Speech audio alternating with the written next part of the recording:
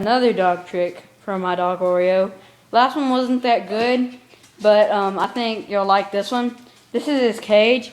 You can see, well, right here, we haven't closed it, locked it. We've just closed the door without locking it. So when my sister gets off his cage, then lets him in, he's gonna open it with his hand.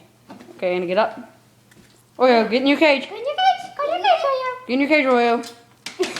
Woo! Go, Oreo. Good dog. Okay, and now we're going to get Oreo out. Come here, Oreo. Oreo. Now, no, Oreo, come here. Oreo, come here. Oreo, come here, baby. Here, Come here, Oreo. go over there and call him. Oreo, come here, baby. Okay, now we're gonna get Oreo. Get in your cage. See, he tries to. Oreo, and then I'll let him in. He loves getting in his cage. So that's Oreo's new trick.